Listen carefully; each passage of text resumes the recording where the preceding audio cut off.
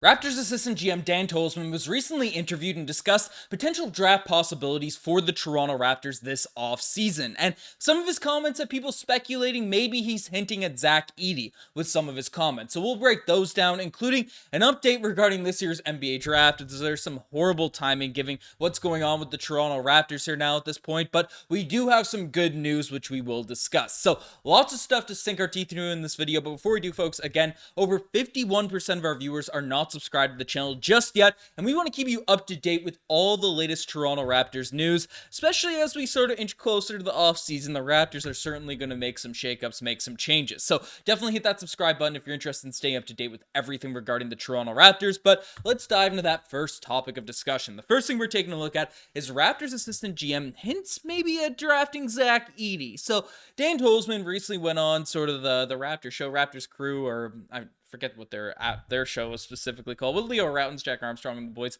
but basically discussing potential draft possibilities, potential sort of interesting, hypotheticals, what the Raptors are looking for, the direction of this team, all this type of stuff. But specifically some comments he made about potential draft prospects had Raptors fans turning their heads. Basically, assistant GM Dan Tolzman joined Raptors Tonight. That's the name of it that I'm always forgetting, and was asked about Zach Edey. And he didn't comment much directly on Zach Edey, but gave a few comments on the draft, which has been unique and prepared due to the widely varying of opinions and several players, than as has been the case with Zach Edey. So if you're not familiar, Zach Edey is the 7'4", I don't want to say phenom, but in college, he's a phenom, putting up some ridiculous stats, already in the Final Four. He's Canadian, so a lot of Raptors fans and Toronto Canadian fans in general are rooting for this guy and hopeful, especially with our question marks at the center position that kind of been shored up over the past season and a half or so with Jakob Poeltl and Kelly Olynyk there, but saying, hey, Zach Edey would be a really fun player to bring into the organization. And basically, this is what Dan Tolzman had to say. There are players where they might not fit into where the league is going. Obviously, it's the case with Zach Edey. He's slow-footed. He's not super mobile. And it's the reason, despite the fact he's putting up some ridiculous stats in college, dominating the NCAA tournament here now at this point. Some people are saying he's a foul merchant, but watching the games, Mans is getting hacked in the paint every single time, but definitely moving laterally. Even in college, he gets abused in pick and rolls at times, but his shot blocking, especially down the clutch in the Purdue's last game, it's been nice to see. But basically, even if players aren't fitting into where the league is going, but if there's someone that is dominant, doing whatever their skill is, it does seem like the league starts to follow suit. So basically, Zach Edey obviously isn't going to be out there running a Nick Nurse style defense, switching on to everything, mobile, hedging a ton of screens, maybe able to hedge screens, but you don't necessarily need to be the most fleet of foot guy to hedge a screen.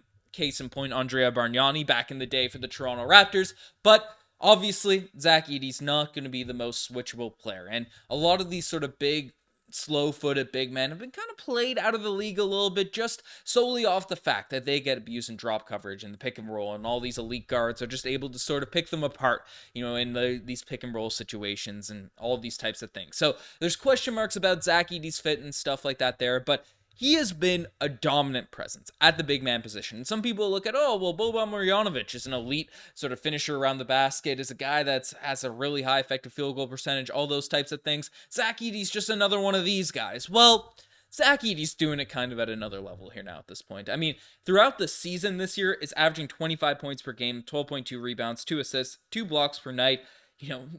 The three-point percentage is not a high volume at all. We're not going to discuss the shooting, but 62% from the field. Just an absolute monster down in the paint, scoring the basketball. 21 years old, is a big man, and in the tournament has been putting up some ridiculous stats. In this most recent game, 40 points, 16 rebounds. I discussed about that more than the Raptors' last post game. 27 and 14, 23 and 14, 30 and 21. These are again, the biggest games in Zach Edey's life.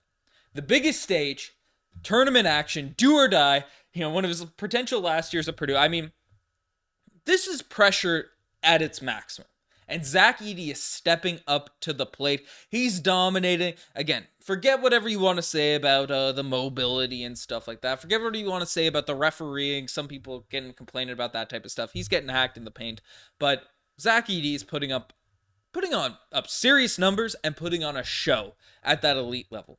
regardless of what you want to say about everything else, this dude is going to get drafted. He's going to be, I think he's going to go earlier than people expect, especially when people play well in the tournament. It tends to have a serious effect on their draft stock.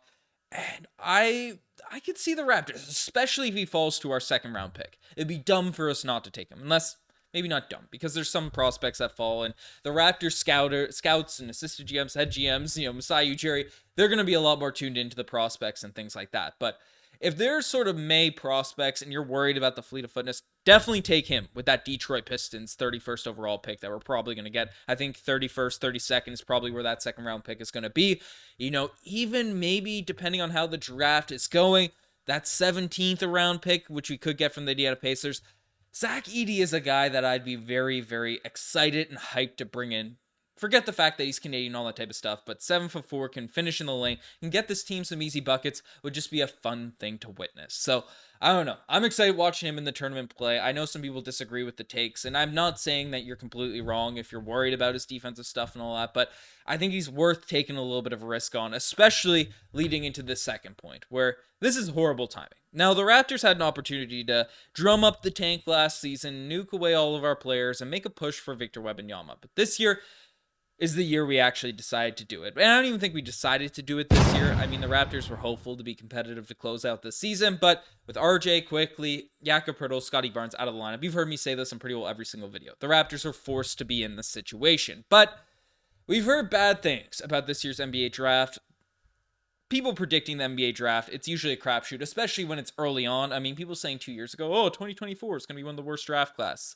You take that with the most minute grain of salt. It's speculation. I'm still sort of that mindset. Like, I don't think anyone's going to project really well how a draft class is going to perform coming into the league and stuff like that. But even with the tournament, being mostly through, most of the season sort of out of the way at this point, we're getting news that's coming out like this. Basically, Jeff Goodman saying multiple veteran NBA execs are saying the same thing about this draft.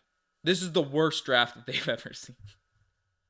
So it's not like 2013, there's a few years here and there where we've heard about bad draft classes, and some of the draft classes that were projected to be bad ended up being very good in the future. I mean, one of the most hyped classes was like the 2014 draft with Wiggins, Jabari Parker. I guess Embiid was good in that draft, and was Porzingis in that? I'm not 100% sure the fourth pick when that one was.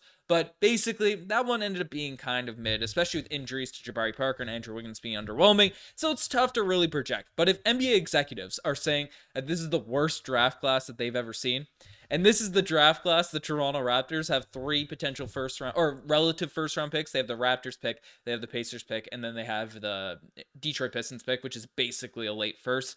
I mean, that just sucks. That's horrible timing for this Raptors team. The worst they've ever seen is a bad sort of look there. Now, there is some good news regarding this whole draft situation and everything that's going on. Basically, the Raptors, we're in a tank race here now at this point, and the Memphis Grizzlies are right on our tail. They're losing games all the time, but they won last night. They beat the Detroit Pistons, so that's a good sign for us. They just squeaked out a win against Detroit, in that battle for the tank. So, the Pistons lose, so our second round pick goes up a slot likely, or stays in that sort of position. The Grizzlies, they stay off our tail, and they have an interesting schedule. They play the Pistons again, they play the Spurs, so they might be able to get a couple wins, which could give us some leverage or some cushioning in this sort of tankathon race. But the Raptors now are a game and a half of space in between the Memphis Grizzlies there. We're not catching the Portland Trailblazers, who have also lost 10 straight, but I'm hopeful the San Antonio Spurs are a team that can get some wins, get some W's. They were on a little 4-game win streak, I believe. They lost their most recent one, but it's going to be unrealistic to catch Portland, San Antonio, or Charlotte. But the Raptors, again, don't have many games left. We play the Lakers tonight, the Timberwolves, the Bucks. The Wizards could potentially be a win. The Pacers would be tough. The Brooklyn Nets could potentially be a win, especially with RJ Barrett back in the lineup. Not many games left in the season. We'll see how this sort of close the season goes. Again, I made a community post like a month ago, asking if the Raptors will win again. They haven't just yet, so we'll see if that ends up coming true. But interesting stuff. Again, the Raptors want to keep that draft pick, so it's going to be interesting to see how everything sort of plays out. So again, the Pacers pick is at number 17th right now, and the Pacers, they have a relatively mid schedule to close off this season as well. But hopeful Miami, Philadelphia could potentially catch them in the standings, so the Pacers go into the play-in, and then lose in the play-in, so then we could potentially get 2 lottery picks. But let me know what you guys think about all this Toronto Raptors news. You guys are the best to make it this far. Subscribe to the channel if you guys haven't already. I'm signing out. Cheers.